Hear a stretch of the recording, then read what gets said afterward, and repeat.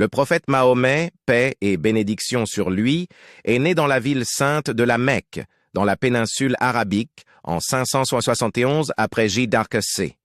Il est né dans une noble famille kouraïchite, appartenant à la tribu des Banu Hashim, l'une des plus respectables tribus de Kouraïch.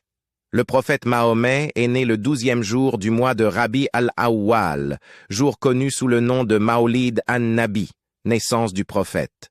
Le prophète Mahomet, paix et bénédiction sur lui, s'est distingué par sa haute moralité depuis sa plus tendre enfance. Il était connu pour sa véracité et sa fiabilité parmi son peuple, au point qu'on lui a donné le surnom d'Al-Amin, le digne de confiance.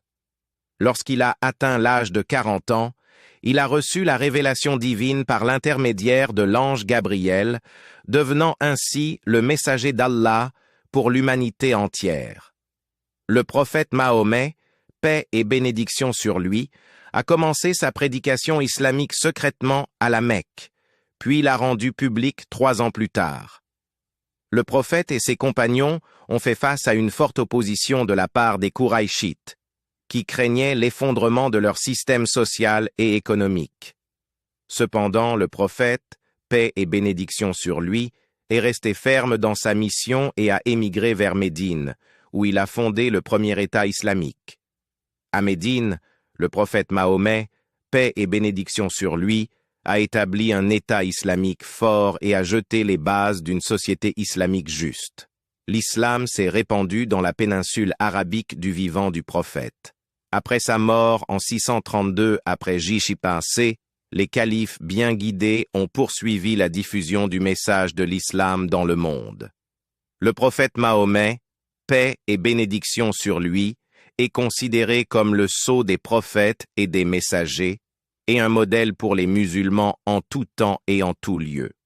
Voici l'impact du prophète Mahomet, paix et bénédiction sur lui, sur la société arabe de son époque.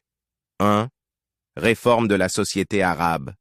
Avant la mission du prophète Mahomet, la société arabe souffrait de corruption, d'injustice et de conflits tribaux. Mais l'islam est venu pour réformer cette société et rehausser son statut. 2. Lutte contre l'oppression et le despotisme. Le prophète Mahomet, paix et bénédiction sur lui, a été ferme dans la lutte contre l'oppression et le despotisme, que ce soit de la part des individus ou des dirigeants. Il a instauré les principes de justice et d'égalité dans la société. 3. Émancipation de la femme. Avant l'islam, la femme souffrait de négligence et d'oppression dans la société arabe. Mais l'islam est venu pour la libérer et lui accorder ses droits humains et sociaux. 4. Renforcement de la solidarité et de l'unité. Le prophète Mahomet, paix et bénédiction sur lui, a œuvré pour unir les tribus arabes sous la bannière de l'islam, ce qui a renforcé la solidarité et l'unité entre elles. 5. Développement de la vie économique.